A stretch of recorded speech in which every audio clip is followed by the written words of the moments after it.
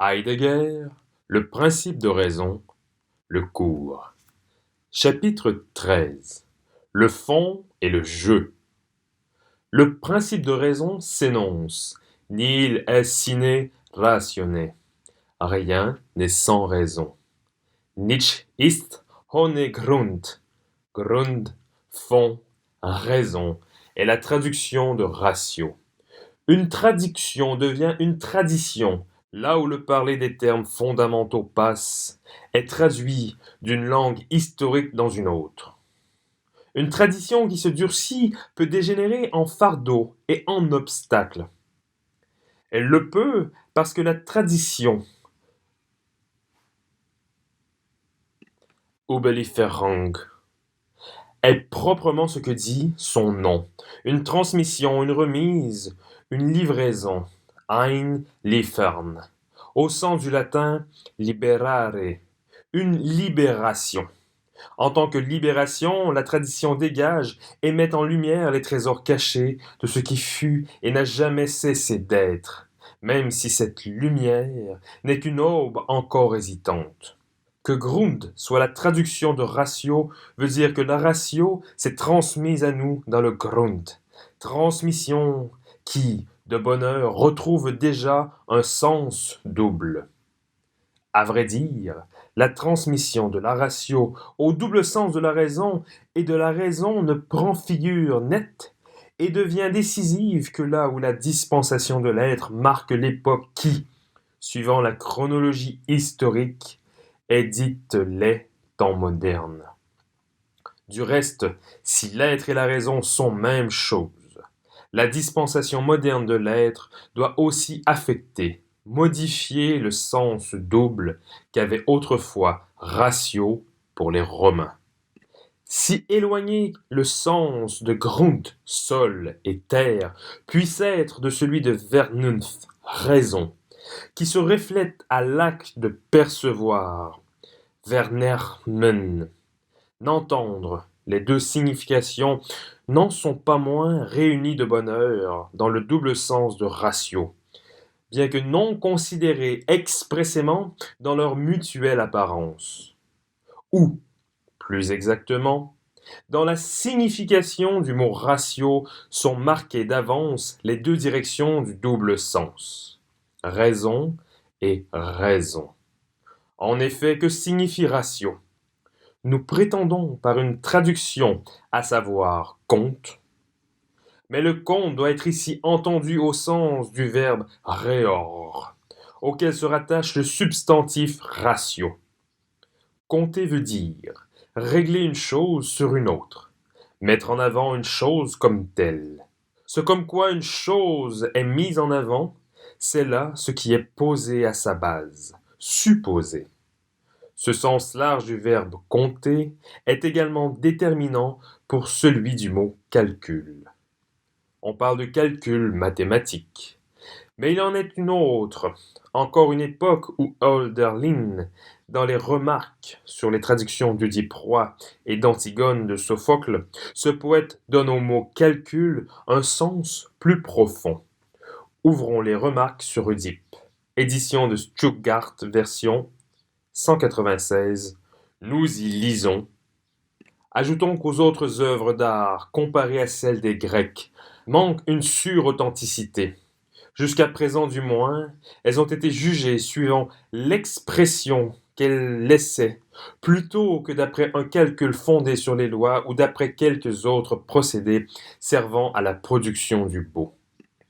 Et plus loin, la loi, le calcul, la façon dont un ensemble de sentiments, l'homme tout entier, se développe comme sous l'influence de l'élément où il vit, la manière dont les représentations, les sentiments et les raisonnements surgissent les uns derrière les autres, en divers ordres de succession, mais toujours d'après une règle sûre.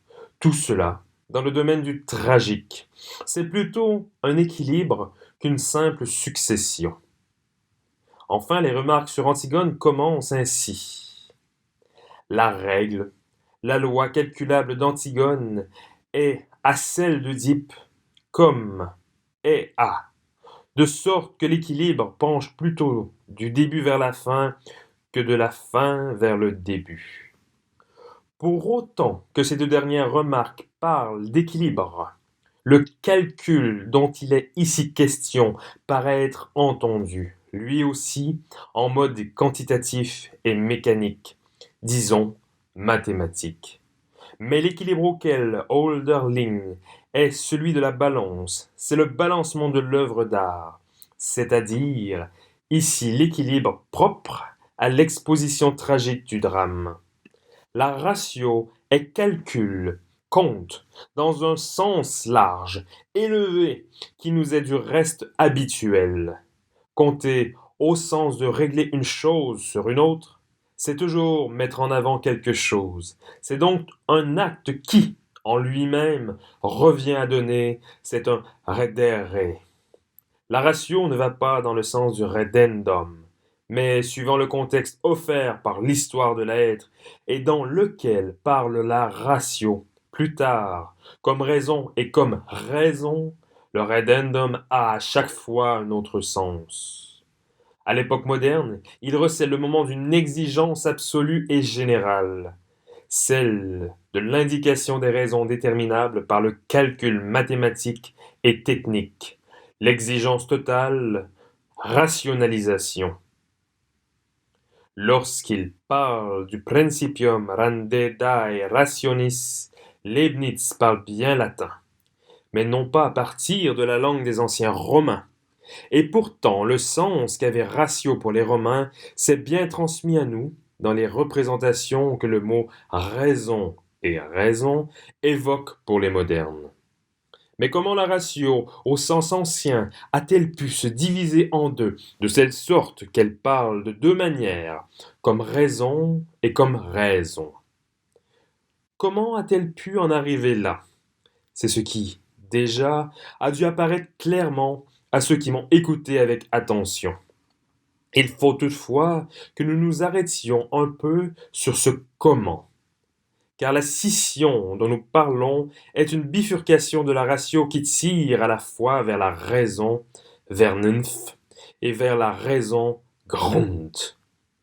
En parlant de bifurcation, nous voulons faire entendre que les deux mots Vernunft et Grund et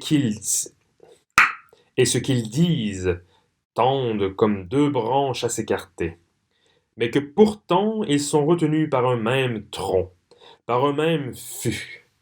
Et c'est pourquoi, dans leur effort même pour s'écarter l'un de l'autre, et justement alors, ils continuent à entretenir un rapport l'un avec l'autre.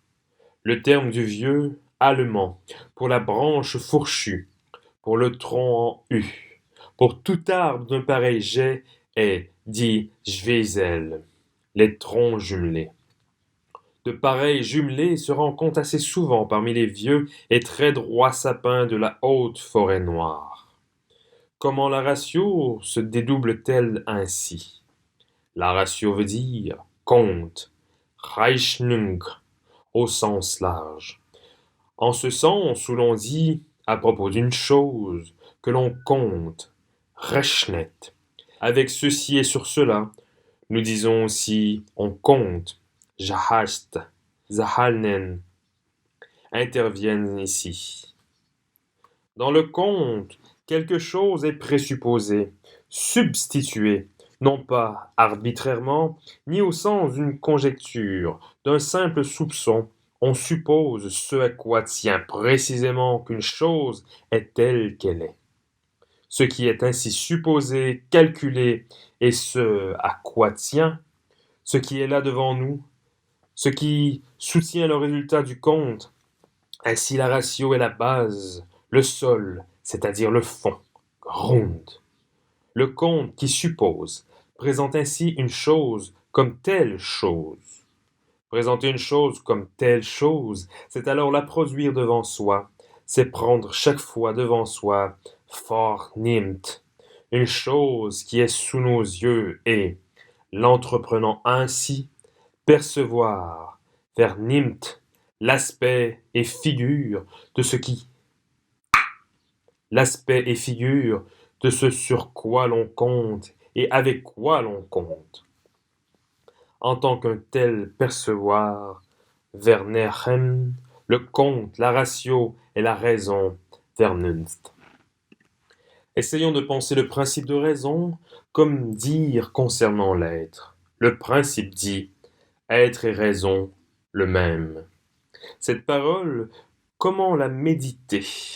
Nous avons demandé ce que veut dire le mot Grund, raison. La réponse a été ce qui se transmet à nous et nous parle dans le mot Grund, raison. C'est la ratio, mot qui veut dire en même temps raison.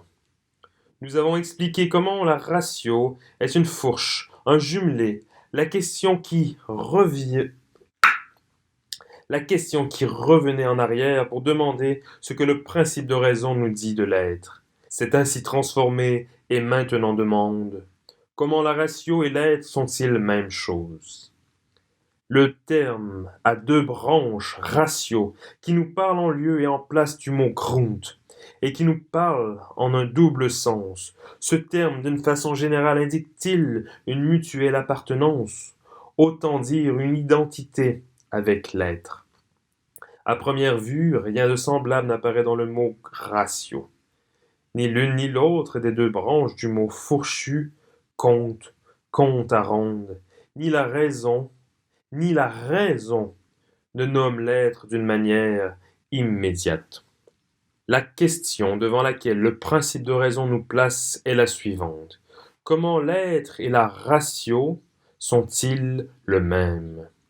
Comment la ratio, raison et raison, d'une part, l'être d'autre part, font-ils corps? Si nous parvenions à répondre à cette question sans en diminuer la portée, alors pour la première fois pourrait-nous atteindre une lueur de ce qui, comme dispensation de l'être, éclaire et en même temps obscurcit. L'histoire de l'Occident, devenue aujourd'hui sous une forme nouvelle, l'histoire mondiale, planétaire.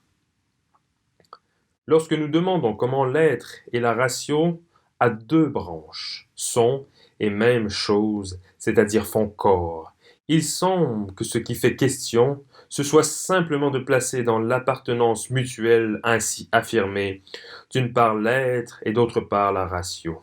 Dans une telle entreprise, la co-appartenance en question apparaît comme un troisième facteur et, pour ainsi dire, comme un toit ou une voûte prête à servir d'abri. On aurait tort, cependant, de le penser. La co-appartenance, au contraire, doit s'éclairer précisément à partir de ce qu'elle abrite, et qui, en conséquence, parle de soi-même. L'être nous parle, quoique de manière différente, comme phésis, éclosion spontanée, comme osis, présence et comme objectivité. En même temps, la ratio nous parle comme raison, et elle nous parle aussi comme raison. Ce qu'il y a de proprement obscur et qui mérite d'enquête, c'est justement la co-appartenance de toutes ces choses. Co-appartenance qui doit apparaître à partir de ce qui, de soi-même, appartient au co, au comme, au fait d'être ensemble, à supposer qu'ici être ensemble veuille dire plus et autre chose que la simple soudure de deux morceaux séparés. L'être doit donc, comme être, faire partie de la ratio et réciproquement, la ratio à deux branches nous parle elle-même de son appartenance à l'être. Quand nous l'écoutons avec une suffisante attention. Pourtant, si nous nous souvenons de ce que ratio veut dire, à savoir compte, nous y trouvons rien qui suggère une appartenance de la ratio à l'être. D'où vient que le mot ratio ne nous réponde pas? Quand nous lui demandons comment, ce qu'il désigne implique une appartenance à l'être. Un tel silence vient, d'une part, de ce que nous courons maintenant le danger, de prendre le mot ratio en lui-même et pour ainsi dire, détaché de ce qu'il dit et qu'il est toujours historique.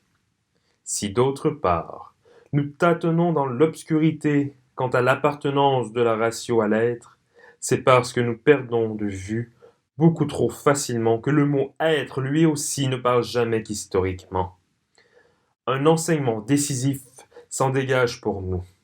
La question de savoir comment l'être et la ratio font corps ne peut être posée que sur le terrain de la dispensation de l'être, et l'on n'y peut répondre qu'en revenant par la pensée vers cette dispensation. Or, nous percevons cette dernière qu'en passant tout d'abord par l'histoire de la pensée occidentale. Celle-ci commence avec la pensée grecque. C'est dans la pensée des Grecs qu'Anaximandre, à Aristote, que le commencement de la dispensation de l'être a trouvé la réponse qui lui était appropriée et le lieu de sa conservation. Puisqu'il s'agit non seulement de poser la question de l'appartenance de l'être et de la ratio, mais de poser en termes d'histoire de l'être et en remontant aux origines, nous ne pourrons le faire que si nous pensons comme les Grecs l'ont fait. Et la question est ce qu'elle vise. Le chemin que notre question doit suivre a été tracé d'avance par l'attention et l'écoute que nous avons données au principe de raison. C'est pourquoi nous sommes remontés à la raison, Grund, à la ratio. Mais la ratio parle en latin de Rome, et non en grec. Et il ne nous suffit pas d'entendre le mot pour être en mesure de poser notre question sur le terrain de l'histoire de l'être, et en remontant aux origines. Ou bien, malgré tout, le mot romain ratio nous parlerait-il aussi en grec? En fait, il en est bien ainsi. Car de son côté, ratio, dans l'histoire de la pensée, est une traduction, c'est-à-dire une transmission. De même que la ratio à deux sens nous est transmise dans les termes fondamentaux de la pensée moderne. Raison et raison. De même, c'est un mot grec, logos, qui nous parle dans le substantif romain ratio. Si donc il s'agit d'écouter le principe de raison, accentué de la seconde manière, dans le contexte de l'histoire de l'être, et aussi en ce mode originel, nous ne l'entendons de la sorte que si nous l'énonçons en grec. To αυτό είναι τεσχε logos. Le même est, iné, et logos. À vrai dire, une proposition ainsi formulée ne se rencontre nulle part chez les penseurs grecs. Elle n'en indique pas moins la direction que la pensée grecque a reçue de la dispensation de l'être, et ceci d'une façon qui fait pressentir les époques ultérieures de l'histoire de l'être. À propos de la question qui vient d'être précisée, il nous faut maintenant demander dans quelle mesure nous parle, dans le mot logos, une appartenance reliant ce qui signifie à l'être à l'enie. Ce dernier terme, qui correspond au latin esse et à l'allemand sein, veut dire s'étant approché, déployer son être en une présence. Anfassen. Expliqué au sens du mot grec être veut dire apparaître, dans le non occulté, s'approcher et brillant ainsi durer et demeurer. Comment l'être ainsi pensé fait-il corps avec la raison, Grund, et avec la ratio? Aussi longtemps que nous laisserons la question sous cette forme, elle demeure pleine de confusion et nous refuse toute indication pouvant nous guider vers une réponse. La confusion se dissipe quand nous demandons comment l'être, pensé au sens du mot enie, comme l'être présent, fait-il corps avec le logos? En d'autres termes, comment, dans le mot logos, une appartenance mutuelle de ce que désigne ce mot et de l'être au sens grec nous parle-t-elle? Comment logos et être présent sont-ils même chose? Que veut dire logos?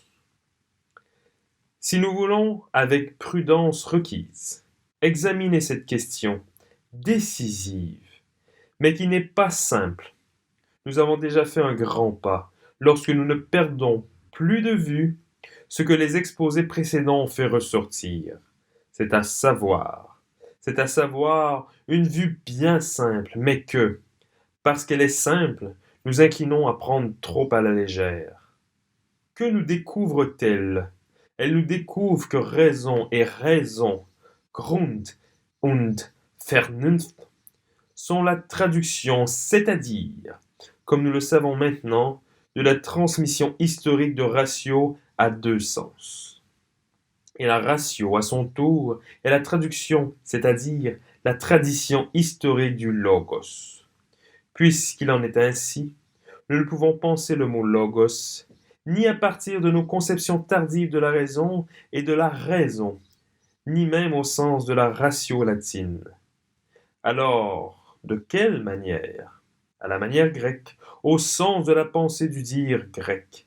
Cette réponse semble être une échappatoire facile, une réponse qui n'en est pas une, car que signifie penser et dire grec? Ce mot signifie que ce qu'ont de grec la pensée et le dire en question est justement déterminé par le logos et comme le logos. N'allons donc pas nous mettre en tête qu'il est facile de représenter logos et son dire à la manière grecque, c'est-à-dire en écartant toutes les conceptions qui sont aujourd'hui courantes. Mais, si la tâche nous paraît difficile, elle n'en doit pas moins être accomplie. À supposer qu'entre-temps, nous ayons jugé nécessaire d'écouter ce que le principe de raison dit proprement, c'est-à-dire avec sa seconde accentuation. Entre-temps, en effet, nous avons appris que le principe de raison nous adresse l'appel qui, du point de vue de l'histoire mondiale, domine notre époque. Que veut dire logos, penser à la manière grecque? Inévitablement, on ne peut répondre ici que grosso modo. La réponse doit se borner à des indications nous aidant à penser, dans la perspective de l'histoire de l'être, ce que dit le principe de raison une fois accentué de la seconde manière. Être et raison le même. Le substantif grec logos se rattache au verbe legging, qui veut dire rassembler, mettre une chose avec une autre. Il peut alors arriver que les deux choses soient ainsi réunies, que l'une d'elles se règle sur l'autre. Se régler ainsi, c'est compter, computare, se compter qui est représenté en latin par reor et ratio. Ce pourquoi ratio a été jugé propre à traduire le grec logos, à le faire entendre dans la pensée romaine. En grec aussi, logos peut signifier compte.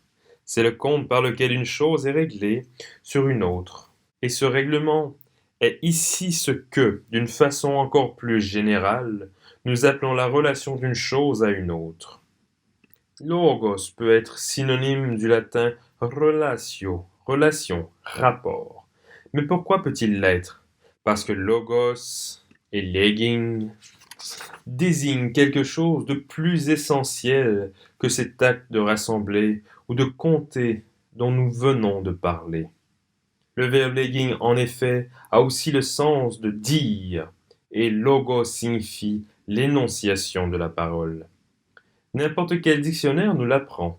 On estime tout naturel que le mot grec pour dire soit legging. Et ce que signifient les deux mots, morphologiquement différents, passe encore plus pour aller de soi. Mais peut-être le moment est-il venu de demander en quoi, pour les Grecs, consiste l'essence du dire.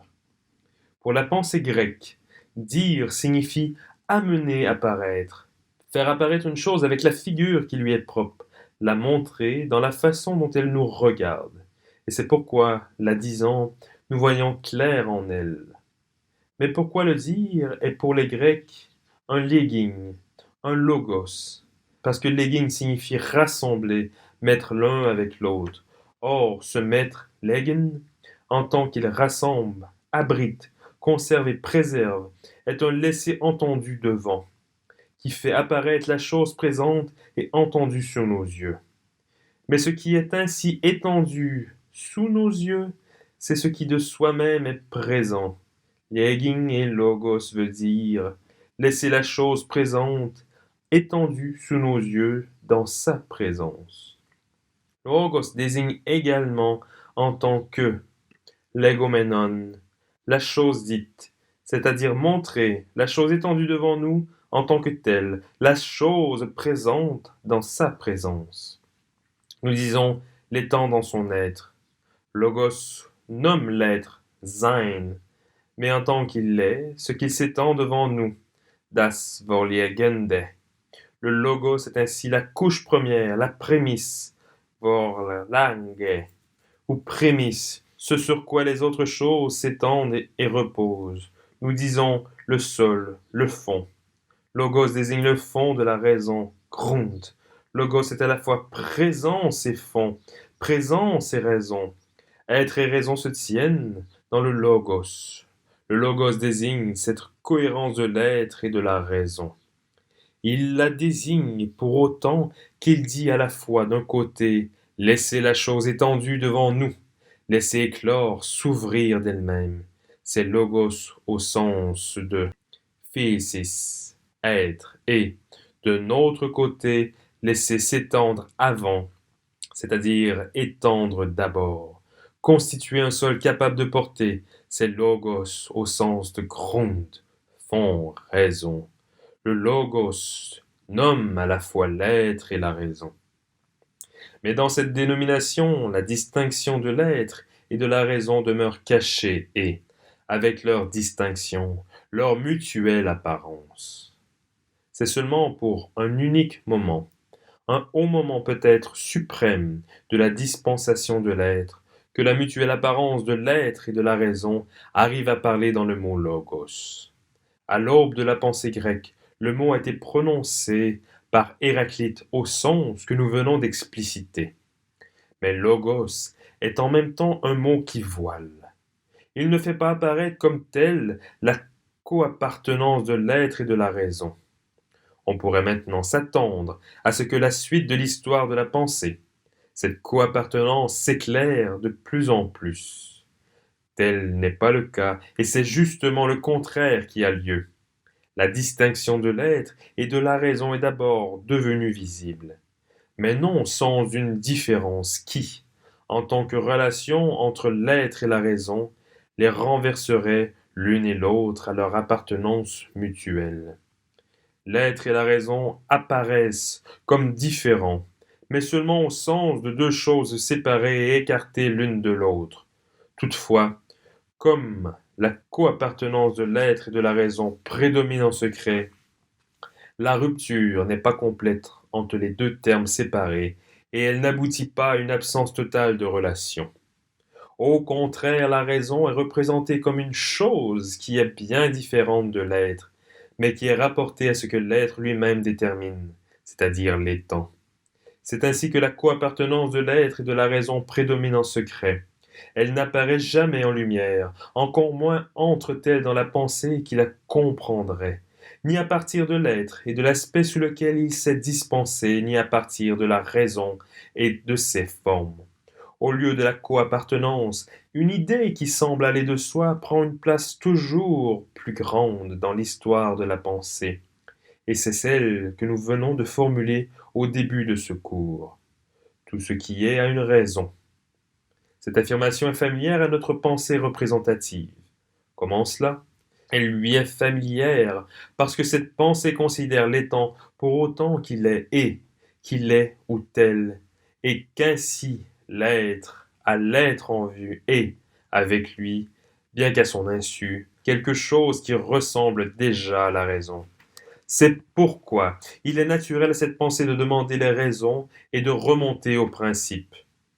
Quand plus tard le principe de raison est opposé et formulé, il n'énonce d'abord rien d'autre que cette idée dont nous parlions et qui semble aller de soi.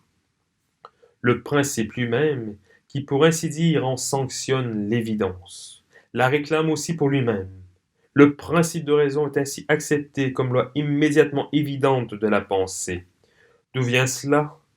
De ce qu'être et raison sont le même, mais que leur mutuelle appartenance demeure comme telle oubliée. Un grec dirait hors de vue. Mais ceci ne peut être compris aussi longtemps que nous concevons le logos à partir de la ratio et de la raison. Alors nous n'apercevons pas davantage en quoi le rationem rendedere des Romains diffère du logodidone des Grecs. On peut sans exactitude traduire logo didone par rendre des comptes, indiquer la raison, mais ce n'est pas là, proprement, penser comme un grec. Pour un grec, logo didone voudrait dire à la perception qui rassemble offrir une chose présente dans telle ou telle présence, près de nous et devant nous.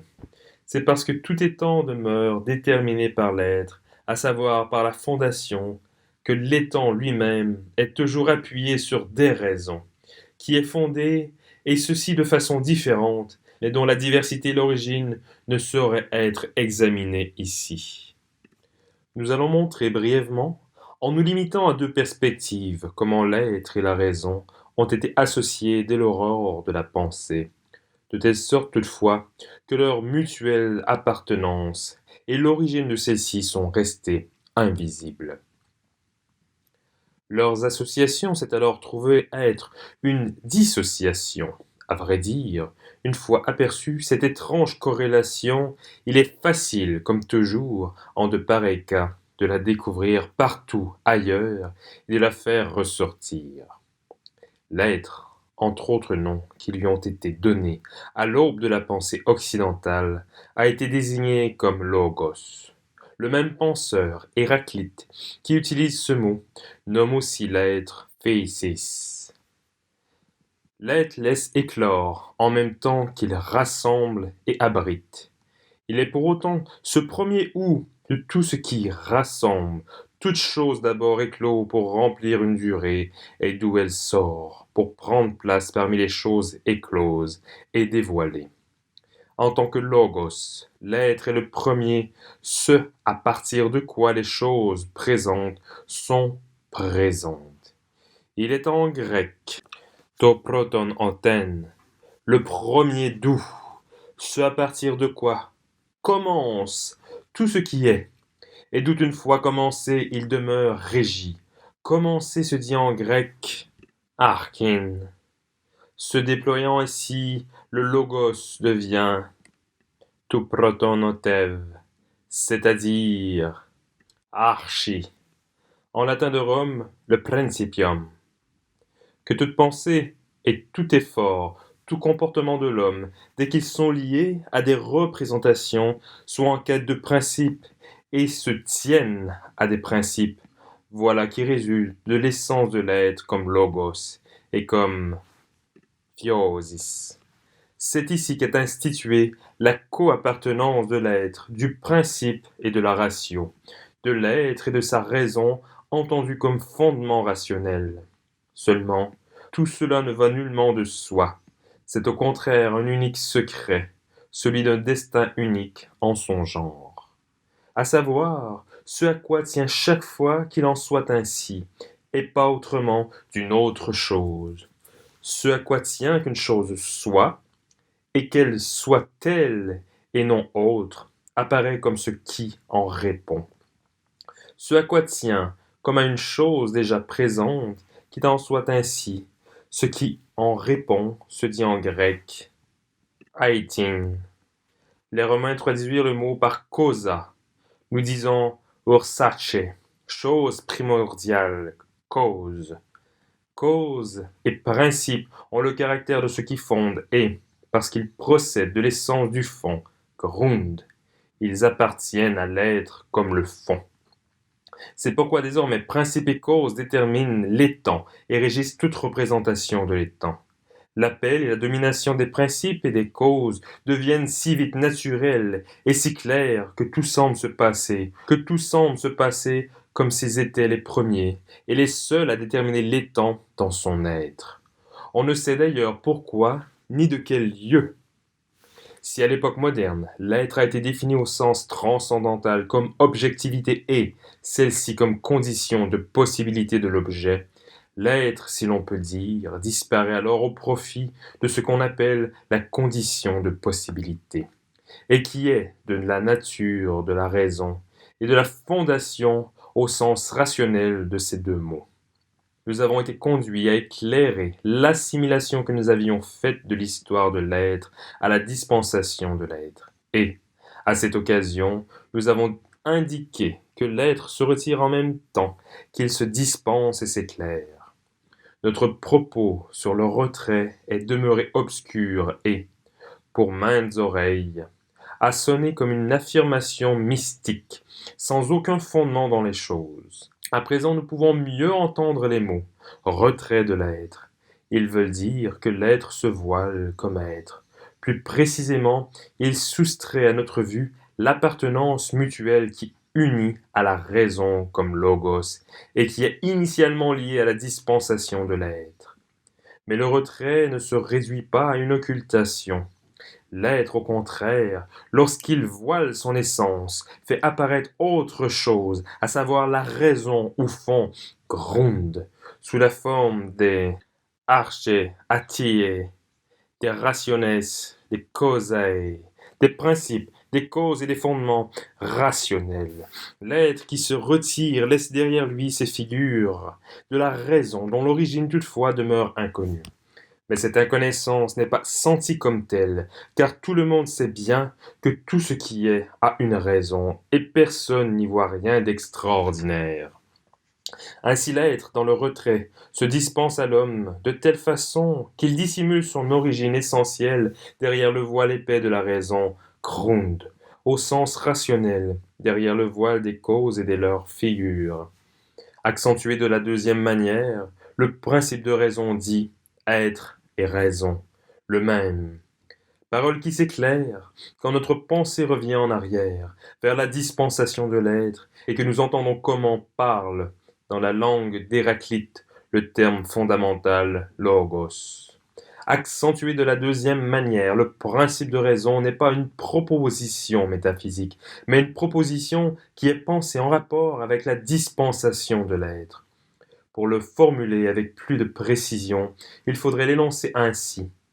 À l'aube de la dispensation, l'être parle et se dit comme logos, c'est-à-dire dans l'essence du fond, de la raison.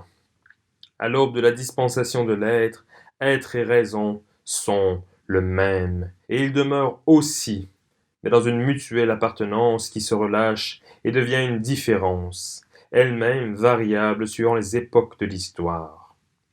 En choisissant la deuxième accentuation, nous ne pensons plus l'être à partir de l'étant, mais nous le pensons comme être, à savoir comme fond, ce qui veut dire, non pas comme ratio, ni comme cause, ni comme fondement rationnel ou comme raison, mais comme un rassemblement qui laisse les choses s'étendre devant nous.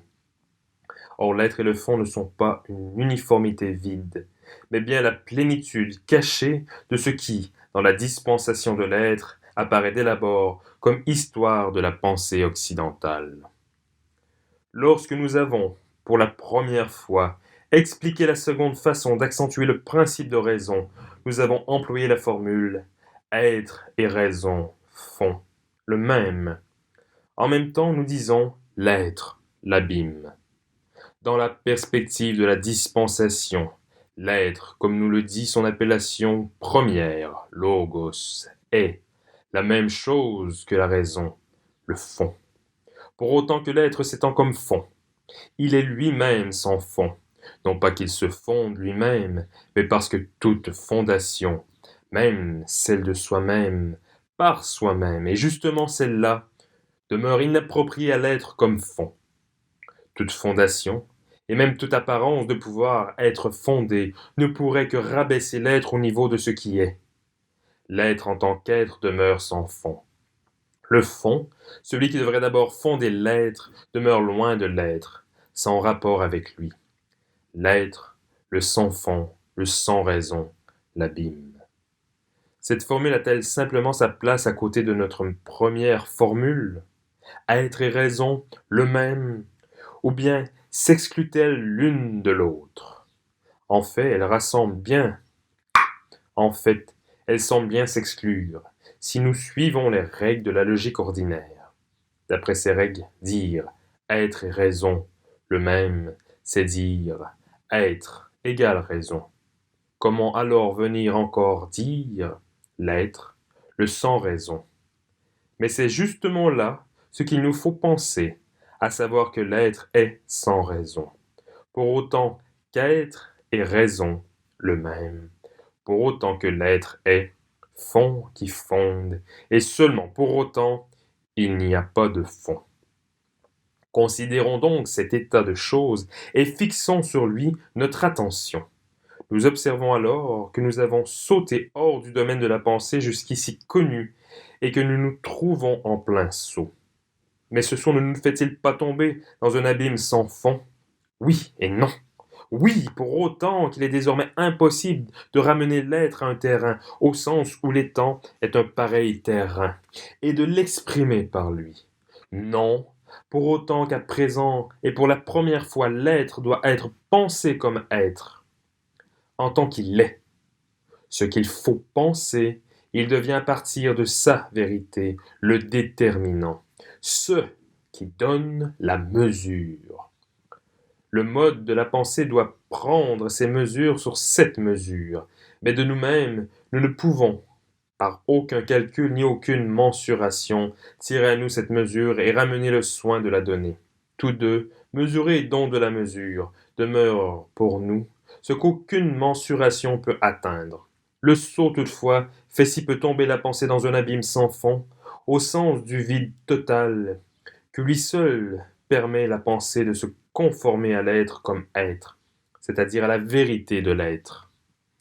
Si nous écoutons le principe de raison accentué de la seconde manière, et si nous méditons ce qu'il dit, notre méditation est alors un saut, et, à vrai dire, un saut qui mène loin, et qui fait entrer la pensée dans le jeu de ce où l'être jouit comme maître de son repos, Ruth, non pas ce sur quoi il reposait, Ruth, comme sur un fond.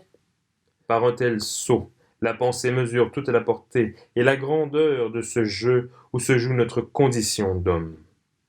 C'est seulement pour autant que l'homme est engagé dans ce jeu, et par là mis en jeu.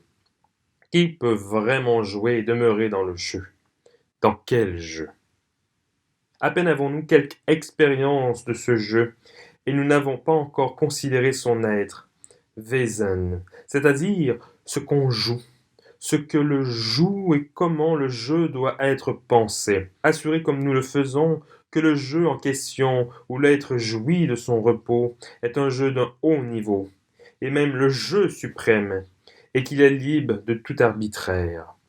C'est dire encore peu de choses, aussi longtemps que cette attitude et ce qu'elle a de suprême, nous ne les pensons pas à partir du secret de ce même jeu.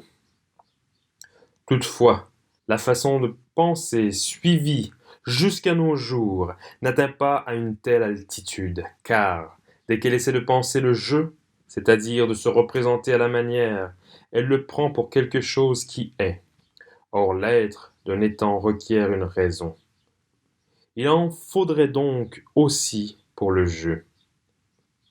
Ainsi l'être du jeu est partout déterminé, comme dialectique de liberté et de nécessité, dans la perspective du fond raison, de la ratio, de la règle du jeu, du calcul. Peut-être le repos de Leibniz, cum dos calculatas, fit mundus, serait-il traduit plus justement par pendant que Dieu joue, le monde se fait. Le passage, qui est un saut, à la deuxième accentuation du principe de raison nous dirige vers une question qui pourrait être ainsi formulée.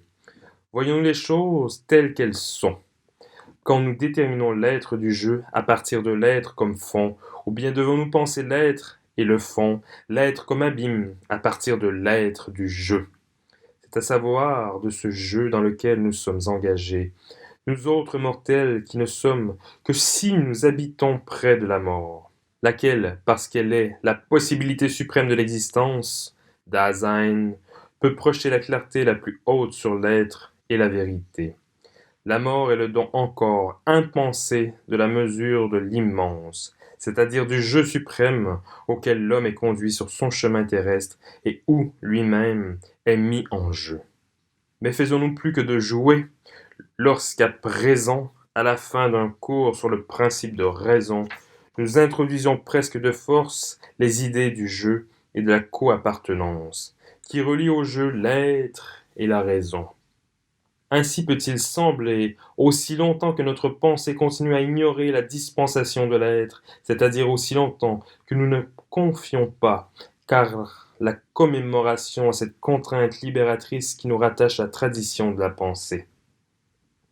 Le chemin de pensée suivi dans ce cours nous a menés vers la deuxième accentuation du principe de raison, ce qui nous a obligés à demander comment l'être et le fond sont-ils le même. La réponse s'est présentée à nous alors que nous remontions vers les débuts de la dispensation de l'être. Notre chemin passait par la tradition suivant laquelle c'est la ratio qui parle dans les mots Grund, raison, et Vernunft, raison. La ratio, c'est-à-dire le compte, a son double sens, et la ratio à son tour parle le logos, au sens que lui donnaient les Grecs. Or nous avons considéré le sens qu'à l'aube de la pensée grecque, logos avait pour Héraclite, et pour la première fois, nous avons vu clairement que ce mot désignait à la fois l'être et la raison, tous deux pensés à partir de leur appartenance mutuelle. Ce qu'Héraclite appelle logos, il lui donne aussi d'autres noms, qui sont les termes directeurs de sa pensée. Theois, éclosion spontanée, qui est en même temps une occultation. Cosmos, qui voulait dire à la fois ordre, agencement et ornement, cet ornement qui fait briller, qui est l'éclat et l'éclair. Finalement, ce que relève Héraclite comme logos, comme ceux mêmes qui sont l'être et la raison. Héraclite le nomme Aeon. Le mot est difficile à traduire. On dit durée cosmique. C'est le monde qui se produit comme monde et comme temps, en devenant cosmos, c'est-à-dire en rendant lumineuse, en faisant briller les dispositions prises par l'être. Ainsi, par les termes logos, theosis, cosmos et éon, nous pouvons comprendre cette chose encore inouïe que nous appelons la dispensation de l'être. La dispensation de l'être est un enfant qui joue, qui pousse ses pions sur un damier. C'est à un enfant qu'appartient la royauté. La dispensation de l'être, un enfant qui joue. Il y a donc aussi de frères. Il y a donc aussi de grands enfants. Le plus grand, l'enfant, que la douceur de son jeu consacre royal, est ce secret du jeu auquel l'homme et le temps de sa vie sont conduits, où son être est mis en jeu. Pourquoi ajoute-t-il le grand enfant qu'Héraclite a vu de Léon, l'enfant qui joue dans le jeu du monde? Il joue parce qu'il joue. Le parce que disparaît dans le jeu. Le jeu est sans pourquoi. Il joue cependant qu'il joue. Le jeu seul demeure. Il est ce qu'il y a de plus haut et de plus profond. Mais ce seul est tout. C'est un, l'unique. Rien n'est sans raison. Être et raison, le même. L'être en tant qu'il fonde n'a pas de fond.